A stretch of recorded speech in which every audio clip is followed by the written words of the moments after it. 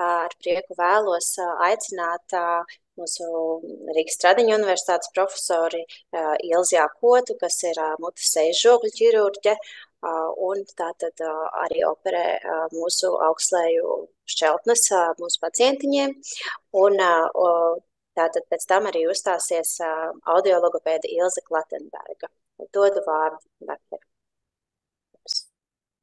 Jā, paldies. Es ceru, ka jūs redzat ekrānu, ja viss ir normāli. Ekrānu redzam kā prezentācijas veidā. Jā. Es nezinu, varbūt pamēģiniet, vai iet uz priekšu slaidiņi. Neiet? Neiet, nē. 1 sekundi. Tagad neiet. Tagad iet. Tagad iet, jā. Paldies. Liels paldies par uzaicinājumu piedalīties šajā, manuprāt, ļoti svarīgajā konferencē. Un tikai šodien arī klausoties un redzot, cik daudz speciālisti runā par šo delēcijas sindromu un cik daudz dažādas izpausmes ir šim sindromam, es domāju, mēs pat neiedomājamies savā ikdienas praksē, kad pie mums nonāk bērns ar konkrēto problēmu, arī bieži vien tik plaši uz to paskatīties. Mēs ar audiologopēdu Ilzi Klatenbergu esam sagatavojuši prezentāciju no šķeltņu centra viedokļa puses, un arī prezentēsim pacientus, kas ir mūsu redzes lokā, un arī raksturosim katra konkrētā pacienta individuālās problēmas. Un gribu uzsvērt, ka varbūt arī rodas daudz vairāk jautājumu, pat nekā atbilžu. Jā, bet tad sāksim. Vispirms, lai saprastu, par ko mēs runājam, šeit ir attēls ar vienpusēju lūpas, alveolārā izauguma un augstleju šķeltni. Šādas te šķeltnes var būt dažādās kombinācijās anatomiskajās lūpā, augslējās, vienā pusē, abās pusēs, visdažādākā veida kombinācijas. 22q vai DiGeorge sindroma gadījumā biežāk tas ir tikai augslējās. Un lūpu un augstleju šķeltnes tās var būt izolētas, kad nav nekādas citas patoloģijas bērnam, izņemot tikai šo te deformāciju sejas žokļu rajonā, vai arī tās var būt arī tikai daļa no kaut kādu citu iedzimtu defektu kopuma. Un kā vienu no biežākajām šīm te defektu kopumiem literatūrā min 22q11 delēciju. Un šeit jūs redzat arī daudzus arī citus minētos, un kopumā tie ir vairāk nekā 400 citi sindromi, kas mūsdienās ir atpazīti. Un droši vien ir arī varbūt vēl vairāk, kas vēl nav atpazīti. Protams, tas rada zināmas problēmas un ēdināšanas grūtības, arī zināšanu trūkums, nepietiekams atbalsts ģimenēm vai vispār tā trūkums bieži vien rada grūti pārvaramas problēmas ģimenēs, ko mēs arī redzam uz mūsu konkrētajiem pacientiem, ko pēc tam raksturosim. Arī izolētas augstleju šķeltnes diagnostika nemaz nav tik viennozīmīga. Nemaz tik daudz šķiet, ka visas grūtnieces tiek ultrasonogrāfiski izmeklētas. Nē, tā arī nav. Un otrkārt, nevienmēr augstleju šķeltni var ultrasonogrāfiski diagnosticēt, un vienalga piedzimstot bērnam šī te augstleju šķeltne arī netiek diagnosticēta. Pat citās arī Eiropas valstīs, kur ir veikta šī uzskaite, cik tad tiek diagnosticēts, ir pat līdz 20% gadījumu, kad pēc dzimšanas augstleju šķeltne nav diagnosticēta. Ko tā rada? Kāpēc tas ir tik svarīgi laicīgi diagnosticēt? Tā arī rada barošanas problēmas. Nepieciešams ir speciāls pudelītes, knupīši, un bez situācijas novērtēšanas un atbalsta visdrīzāk arī nākotnē tiek traucēta augšana, vecāku bailes, sasaists ar bērniem traucējumu, un vēlāk jau, kad attīstās runa, augstlējs ir svarīgs, lai attīstītos normāla runa, un laicīgi augstlējas šķeltnes plastika ir svarīga, pareizas, labas, saprotamas runas attīstībai. Augstlējas šķeltnes un arī slēptas šķeltnes simptomi un pazīmes. Pagarināts barošanas laiks, nepēd pietiekami, tāpēc ir vajadzīga biežāka barošana, daudz pūļu veltīts tukšai zīdīšanai, maz piena tiek izzīsts, spēka vairs nav, bet ieguvums ir mazs. Un nav iespējama krūts barošana, jo neveidojas negatīvais spiediens. Pazīme ir regurgitācija caur degunu, rezultātā lēna pieņemšanās svarā. Tas viss ir raksturīgs arī pacientiem ar DiGeorge sindromu, un gan arī tiem, kam ir izolēta augstlējas šķeltne bez cita sindroma. Skatoties, mēs nolēmām izanalizēt, cik tad mums no uzskaitē esošajiem pacientiem no 0 līdz 18 gadu vecumam, tātad no 2005. Līdz 2023. gadam dzimušajiem, ir bērni ar augstlējas šķeltni, slēptu augstlējas šķeltni vai vienkārši velofaringiālu nepietiekamību. 280, un cik no tiem ir ar diagnosticētu 22q delēcijas sindromu. Un atklājām, ka tie ir tikai 10. Pēc zināmās statistikas tas ir krietni zemāks skaits, nekā tas varētu būt. Bet tie ir tie bērni, kas ir nonākuši mūsu redzeslokā. Daudz jau šeit tika runāts par velofaringiālu nepietiekamību. Kas tā ir, jau ļoti skaidri no iepriekšējām kolēģiem izskaidroja, jā, ka kaut kāda iemesla dēļ nenotiek noslēgšana, tātad uz rīklas dobuma, mezofarinks netiek noslēgts, jo vai nu augstlējās ir šķeltne, tātad ir caurums, tukšums, tur noslēguma nevar būt, vai ir slēpta šķeltne ar funkcijas traucējumiem, tātad muskuļi nestrādā un neveidojas noslēgums, vai arī vienkārši ir nepietiekamība bez šķeltnes dažādu iemeslu dēļ, muskuļu vājumu dēļ, varbūt arī inervācijas dēļ, bet ar vienvārdu sakot, problēma ir tajā, ka šis noslēgums neveidojas. Nākošā pakāpe ir mīksto augstlējas šķeltne, tātad ir šķeltne mīkstajās augstlējās. Tad ir šķeltne gan mīkstajās augstlējās, gan arī cietajās. Un šeit ir schematisks zīmējums, kāda varētu schematiski izskatīties slēpta augstlējas šķeltne. Ko tas nozīmē slēpta? Gļotāda ir savienota, bet nav savienots muskuļu slānis, kas ir funkcionējošs. Un ir šķelta uguliņa, un ja palpē tausta ar pirkstu, var sajust robiņu cietajās augstlējās. Tā ir klasiska slēptas augstlējas šķeltnes pazīme. DiGeorge sindroms. Liekas ļoti loģiski, ja ir kāda problēma augstlējās, kāpēc to neoperēt, kāpēc par to vēl diskutēt. Tomēr jūs redzēsiet arī turpmāk prezentētajos gadījumos, nevienmēr arī augstlējas šķeltnes operācija dod tos rezultātus, ko varbūt mēs sagaidām. Protams, ja ir reāla šķeltne, mēs operējam, jo šeit nav jautājums par to, te ir jāatjauno anatomija. Bet ja ir slēpta augstlējas šķeltne un tikai velofaringiāla nepietiekamība, šeit par operāciju ir ļoti rūpīgi jāpārdomā indikācijas un arī ieguvumi. Multidisciplināra pieeja noteikti ļoti svarīga. Jāņem vērā arī šis pēcoperācijas periods, iepriekš kolēģi jau minēja, imunoloģiski traucējumi, var būt dzīšanas problēmas, asiņošanas un tam līdzīgi. Paredzamie uzlabojumi. Bieži vecāki nāk un lūdz, ka viņi ir atsūtīti uz konsultāciju par operāciju, jo bērns nerunā.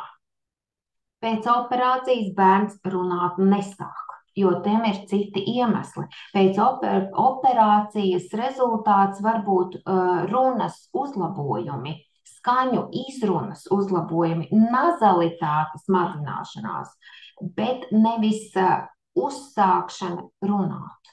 Tas, man liekas, arī būtu ļoti svarīgi saprast vecākiem, gan arī citiem kolēģiem, kas sūta bērnus uz operācijām. Un un mūsu uzdevums tad ir arī izsvērt paredzamos uzlabojumus. Jo operēt tikai operēšanas pēc bērniem ar DiGeorge sindromu nebūtu nevienam adekvāti, protams, bet bērnam ar DiGeorge sindromu, kuriem ir jau anamnēzē vairākas operācijas bijušas iespējams, un arī vēl varbūt paredzams nākotnē. Un vēl ir arī tāda ļoti būtiska nozīme asinsvadu anomālijām operācijas laika rajonā. 20% gadījumu pēc literatūras datiem artērija karotida interna tā ir liela artērija, kas dod apasiņošanu galvas smadzenēm, novietojumu anomālijas pie rīklas mugurējās sienas dēļ. Tad kāpēc mēs vēlētos operēt? Lai mazinātu disfāgiju. Tā arī ir respektīvi kuņģa zarnu trakta dažādas anomāliju dēļ. Runas kvalitāti. Bieži bērni ar šo sindromu nerunā. Tad runas kvalitāti uzlabot, šeit nav nekādu indikāciju. Tāpēc mēs ļoti, teiksim tā, individuāli katrā gadījumā pieejam pie šīs te izvērtējuma, lai operētu bērnu ar DiGeorge sindromu. Un mēs arī redzam no saviem pacientiem, ja tiek operēts bērns ar augstslēju šķeltni, kuram nav sindroma, DiGeorge vai kāda cita, rezultāts ir ievērojami labāks runas kvalitātes uzlabojumā, nazalitātes likvidācijā nekā bērniem ar sindromu, tieši arī DiGeorge sindromu. Tā kā DiGeorge sindroma esamība ir ļoti liela ietekme, es domāju, arī iepriekšējo kolēģu stāstīto operāciju rezultātā. Un tagad es un mana kolēģe arī Klatenberga Ilze, audiologopēde, raksturosim mūsu pacientus, kas ir mūsu uzskaitījušie 10 pacienti. Pirmais pacients, 13 gadi. Mīksto augstslēju šķeltni, sliktas fotogrāfijas, piedodiet, tāpēc schematiskais zīmējums ir, par ko es runāju. Operācija veikta 10 mēnešu vecumā, augstslēju plastika pēc Van Lagenberga, plaši izmantot operācijas tehniku visā pasaulē, labi rezultāti. Un it sevišķi, ja ir tikai mīksto augstslēju šķeltni.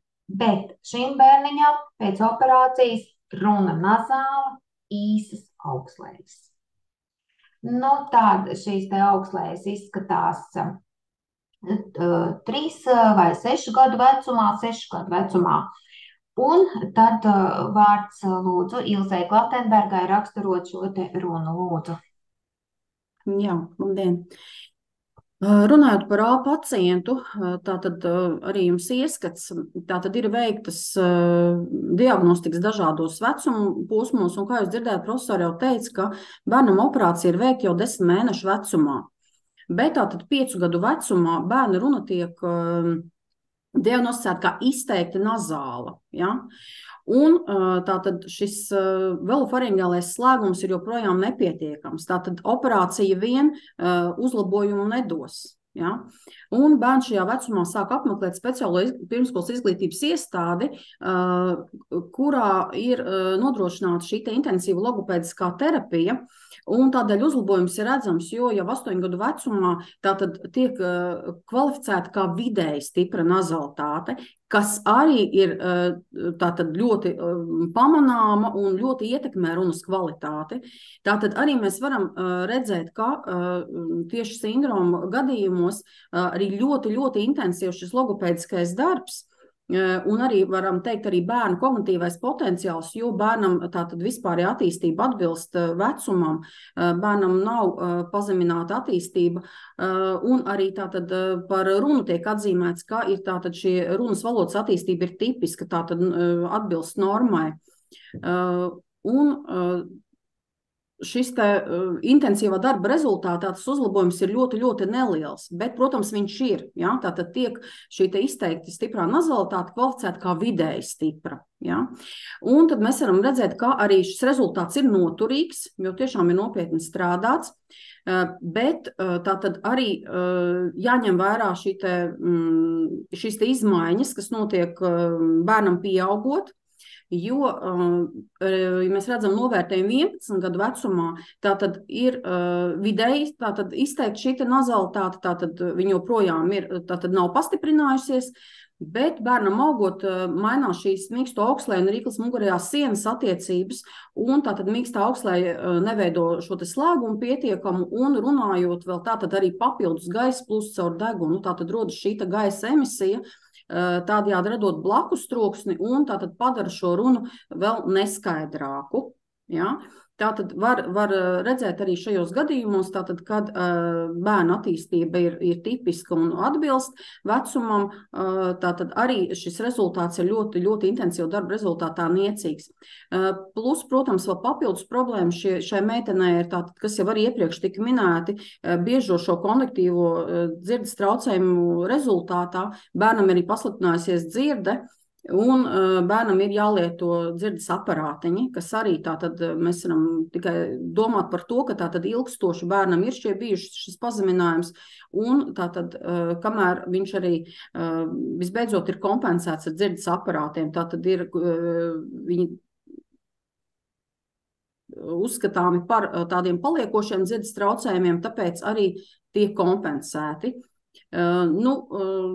Meitene gan tādā vēlā laika periodā, kad šie aparāti tiek uzlikti, bērnam ļoti grūti arī viņus pieņemt, tādēļ šī meitene viņus lieto vairāk apmācības procesā, bet ikdienā dzirdes aparātus tā īpaši nevēlas lietot, bet tātad šī arī, kaut vai mēs skatāmies, ka apmācības procesā tiek lietot, arī tas iespējams ir bijis par iemeslu šim te uzlabojumam, kas ir šis valodas runas kvalitātes uzlabojums. Jā, tālāk, profesor. Jā, paldies. Nākošais pacients B. Šeit attēls ir pirms operācijas, labāks, arī mīksto augstēju šķeltni. Pacients 8 gadi pašlaik, mīksto augstēju šķeltni, un operācija ir veikta 20 mēnešu vecumā. Vēl pacientam ir diagnosticēta gūspija nobaltuma nepanesamība un kreisās puses dubultnieri. Pēc operācijas runa nazāla. Lūdzu, tālāk raksturot runu. Jā. Un arī šajā gadījumā tad vērtējums ir pēdējais ir 6 gadu vecumā, kad runa ir kvalificējama kā vidēji izteikti nazāli, ja, tā tad nav tik izteikti šī nazalitāte. Un arī šis gadījums ir norāda uz to, ka ir bijis intensīvs logopēdiskais darbs, jo arī bērns ir apmeklējis izglītības iestādi bērniem ar valodas traucējumiem. Tā norāda, ka intensīvs ļoti bijis šis darbs, un ja mēs redzam šo te diagnostiku, tad arī varam tādu ieskicējis arī šī te problēma to, ka bērniem valoda tiek kavēta, ja, jo gads un 2 mēnešu vecumā tie 3 vārdi, bet ja 2 gadu un 1 mēnešu vecumā tie ir tikai atsevišķi vārdi, kas ir norāde uz šiem te valodas attīstības traucējumiem. Bet tātad vēlāk intensīvi šī logopēdiskā darba rezultātā šī runas valodas attīstība uzlabojas, un 6 gadu vecumā tiek joprojām saglabājas šī vidēji stiprā nazalitāte, un ir tikai minēti šie atsevišķās skaņas izrunas traucējumi. Bet, kas jāuzsver arī šī gadījumā, tātad arī, ko mēs varam redzēt, tātad šī kognitīva attīstība, bērna spējas ir labā attīstības līmenī, tātad iespējams, ka tas ir tas lielais plus, kas palīdz tātad ar šo šajā korekcijas darbā. Pacients C, 4 gadi, pats šim pacientam ir mīksto un arī cieto augstlejas šķeltni schematiski. Tas šeit parādīts, un šeit mēs to redzam arī fotoattēlos. Arī operēts 20 mēnešu vecumā, arī ar, teiksim, tā standarta metodi, Van Langenbeka metodi. Un te mēs redzam 3 gadu vecumā foto cietās augstlejas ir slēgušās, tas nav atvere, tā ir krociņa, un par runas raksturojumu lūdzu Ilzei Klatenbergai vārds. Jā, un šeit tāpat kā B gadījumā ir ļoti līdzīga šī situācija. Arī tātad saglabājas pēc intensīva logopēdiskā darba šī vidēji izteiktā, vidēji stipra nazalitāte. Un arī, ko mēs varam vērot pēc šiem audiologopēda diagnostikas rezultātiem, tātad 1 gads 5 mēnešu runas attīstība ir tipiska, un tad šī runa, ekspresīvā runa tieši kavējas, ja, jo gads un 9 mēneši, tad, kad mēs jau gaidām, kad bērns sāks veidot jau kādu 2 vārdu, jau 2 vārdus liks kopā, veidos frāzi īstu teikumu, tad šajā laika posmā bērnam ir tikai daži vārdu atdarinājumi, ja. Bet atkal tātad redzam šī intensīvā logopēdiskā darba rezultātā jau 3 gadi un 4 mēneši tiek atzīmēti tikai skaņu izrunas traucējumi, tātad šī valodas attīstība ir uzlabojusies un ir šī korekcijas darbs ir noticis un viņš nesis rezultātus un tātad saglabājas tikai šīs atsevišķo skaņu izruna. Arī šajā gadījumā bērnam nav kognitīvi traucējumi, tur gan nebija atzīmēts par to, bet tāpēc arī nav pieminēts, bet bērns mācās pēc speciālās izglītības programmas bērniem ar valodas traucējumiem, tātad bērns ir apmeklējis pedagoģisku medicīnisko komisiju, un tur šī programma tiek piešķirta tiem bērniem, kuriem nav kavēta, tātad nav kognitīvās attīstības traucējumi. Tātad tas ir arī apliecinājums tam, ka arī tāpēc arī tik labi šie rezultāti. Jā, un tālāk būs tāda grupa, kuriem ir slēpta augstlejas šķeltne. Nu, šeit ir attēli, klīniskie attēli pirms operācijām, kāda izskatīties var slēpta augstlejas šķeltne, tad ļoti dažāda. Nu, teiksim tā, labajā pusē, apakšējā rindā attēls, tā varētu būt vistipiskākā aina, kāda izskatās slēpta augstlejas šķeltne. Tātad caurumu augslējās nav, tikai uvulas rajonā, ūkas rajonā un ir muskuļu nesavienojums.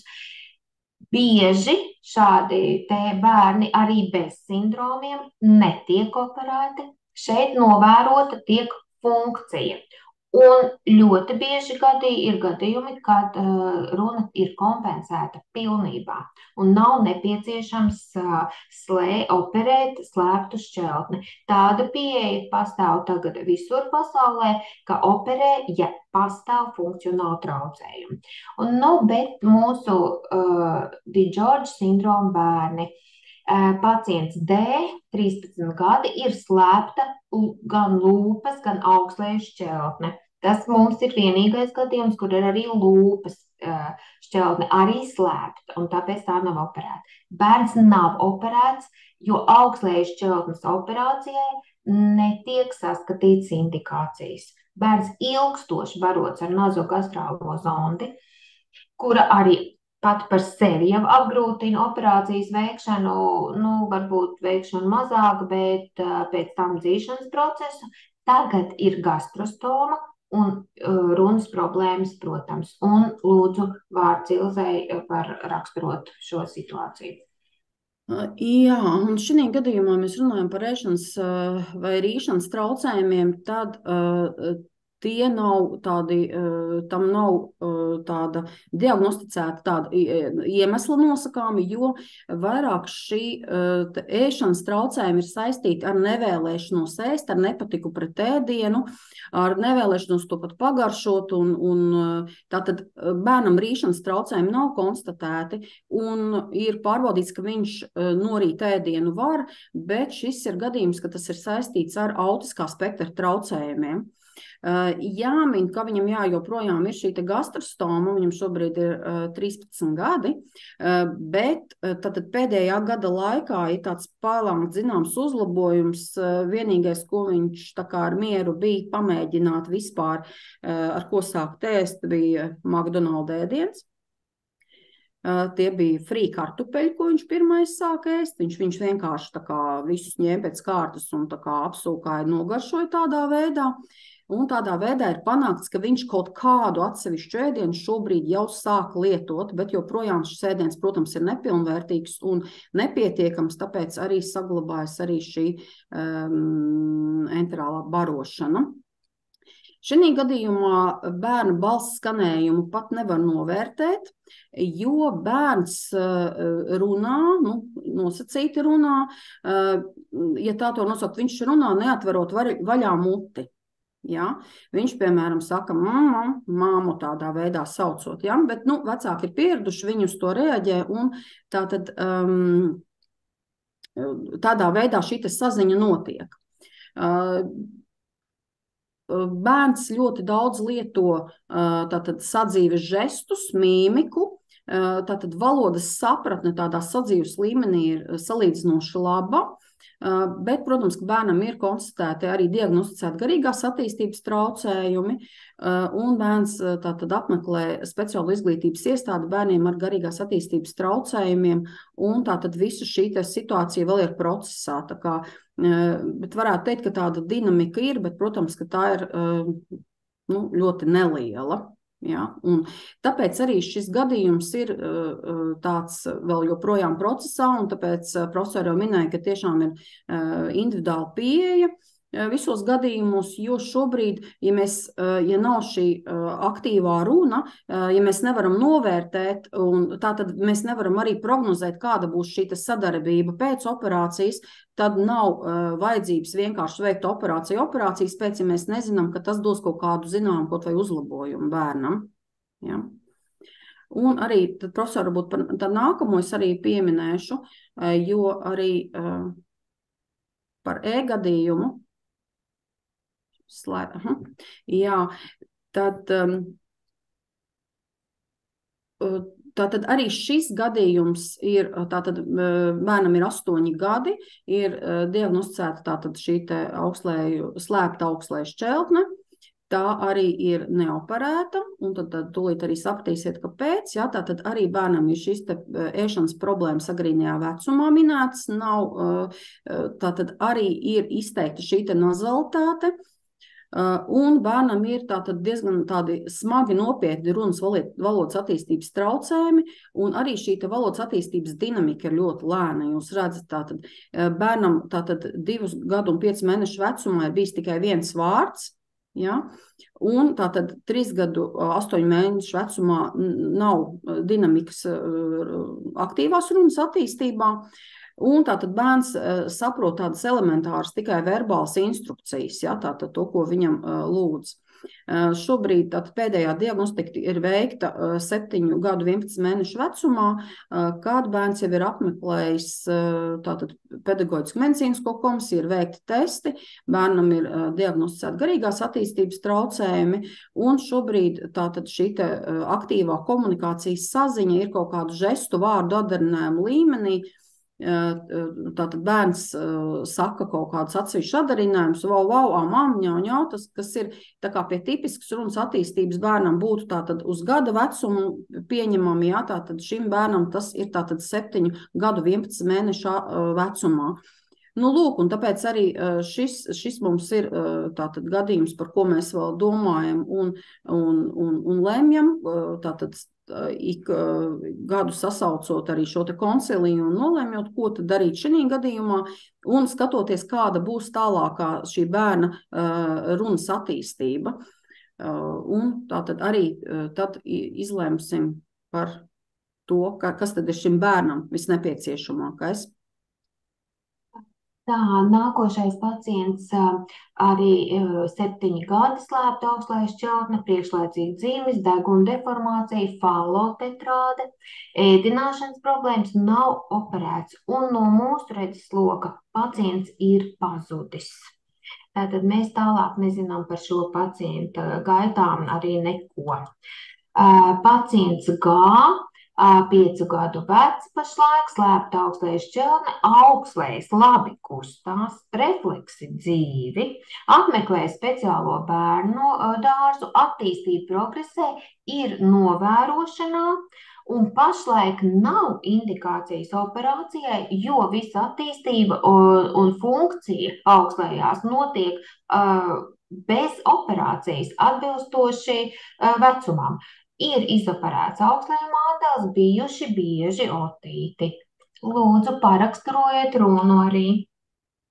Jā, un arī šajā gadījumā augslējas kustības amplitūda ir pietiekama, bet runa tiek kvalificēta kā ar šo te vidēji izteikto nazalitāti, kas ir tātad ļoti tātad izteikti, viņa ir tātad dzirdama, bet mums nav pārliecības, ka tātad operācijas rezultātā kaut kas varētu mainīties, jo tieši šis augslējas kustīgums jau šobrīd ir. Ja? Tā kā, arī šajā gadījumā tātad runas attīstība ir kavēta, ja? Tātad 3 gadi, 2 mēnešu vecumā ir tikai pirmās zilbes žesti, ja? Un tātad tiek uzsākta arī intensīva šī logopēdiskā palīdzība. Bērns apmeklē arī šo bērndārstu bērniem ar valodas traucējumiem, un jau 4 gadu 9 mēnešu vecumā jau ir laba dinamika, bērns runā teikumos, bet šobrīd arī meitenei ir diezgan nopietnas arī šīs dzirdes problēmas, bet tātad saistīts ar vidusauss iekaisumiem un šo konduktīvo dzirdes pazemināšanos, kas arī tiek veiksmīgi risināta, un tātad šobrīd netiek domāts arī par operāciju, bet tātad tiek arī šis bērns novērots, un tātad tiek par to domāts, iespējams, ka nākotnē arī, ja būs nepieciešams, tad arī tiks lēmts par operācijas nepieciešamību. Un tālāk mēs runāsim, varbūt es lūkšu Ilzi Glatenbergu īsi paraksturot, jo mēs jau pārsniedzam laiku, par bērniem, kas ir mūsu redzes lokā, kuriem nav šķeltnes, ne reālas, vaļējas, ne arī slēptas, bet tomēr viņi ir nonākuši mūsu redzes lokā šīs te velofaringiālās inkompetences dēļ. Lūdzu. Jā, tātad šie bērni ir nonākuši, 3 bērni mums ir bez šķeltnes pazīmēm, un tātad arī tātad sūdzības ir par šo te vājo balss skanējumu, par izteiktu nazalitāti un par šo te vāju velofaringiālo slēgumu un arī šīm te skaņu izrunas traucējumiem, bet tātad vairāk un arī varbūt tad nākamo pacientu. Jā, arī tātad redzat, cik līdzīgas ir šīs situācijas, tātad galvenais akcents ir uz to, ka ir šī izteiktā nazalitāte, un tad šī gadījumā bērniņš ir mazs vēl, un šobrīd te var redzēt arī, kā agrīnajā posmā arī šī agrīnā valodas attīstība ir atbilstoša vecumam, tātad atšķirība ir tieši šī nazalitāte. Un vēl tad 3. pacients, kur arī ir izteikta nazalitāte, un šeit ir tātad, jā, arī tāda valodas runas, agrīnās runas kavēšanās, jā, gads 5 mēneši lieto tikai dažus žestus un dažus sadarinājumus, un tad arī šī runa ir raksturīga ar šo izteikto nazalitāti un arī ēšanas problēmām agrīnajā vecumā.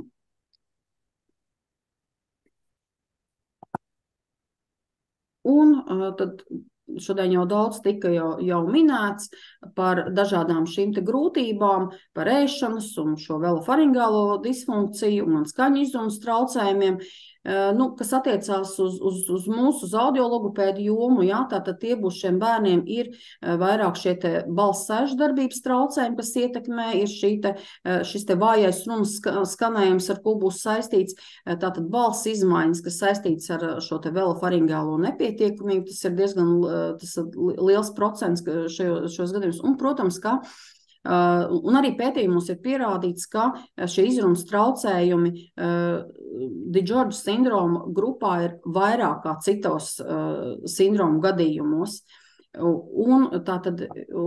Protams, ka tā vienmēr ir saistīta ar šo velofaringālo nepietiekamību un vājo līdzskaņu izrunu un šo te gaisa plūsmu caur degunu papildus, kas rada runu vēl neskaidrāku. Un tātad, protams, ka visas šīs problēmas ietekmē gan pirmsskolas vecumā bērnus, gan ietekmē skolā, gan arī, protams, tas ir izjūt no tā, kāds ir bērna šis intelekta koeficients, tātad arī būs problēmas arī matemātikā un citu priekšmetu apguvē. Tāpēc tas ieteikums būtu, ka ņemot vērā to, ka bērniem vēlāk attīstās šī valoda, un viņi varbūt neverbāli pat līdz šim 4 gadu vecumam, agrīnajā attīstībā ļoti svarīgi ir arī šī alternatīvā komunikācija, kuru būtu ieteicams, tie varētu būt arī attēli, piktogrammas, arī fotogrāfijas, arī tiek minēts, kā ir arī alternatīvās zīmju valodas sistēmas, kas piemērotas maziem bērņiem, kas ir saucās baby sign language. To var paskatīties un tādā veidā var risināt jau agrīni, tātad jau zinot šīs te ar sindromu saistītās problēmas, tātad var jau agrīni palīdzēt bērniem. Un tad pēdējais vēl slaids, profesor. Jā, tātad agrīnā intervence, tātad šī te komunikatīvā stimulācija. Un tātad papildus valodas traucējumiem, kas saistībā ar sindromu, nav specifiskas terapijas. Tā ir tā pati, kas visiem bērniem, kas citiem komunikācijas runas valodas traucējumiem, bet tātad agrīni jādomā par šo atbalstu. Skolā arī tās būs atgādnes, papildus nodarbības un arī vārdu krājumu paplašināšanai, izmantot šīs te multisensorās pieejas. Un tātad bērniem kā palīdzību, tad skolas vecumā jau tie būs jau dažādu tekstu novienkāršošana, atkārtošana un tātad dažāds tātad vēl šis te atbalsta citi pasākumi.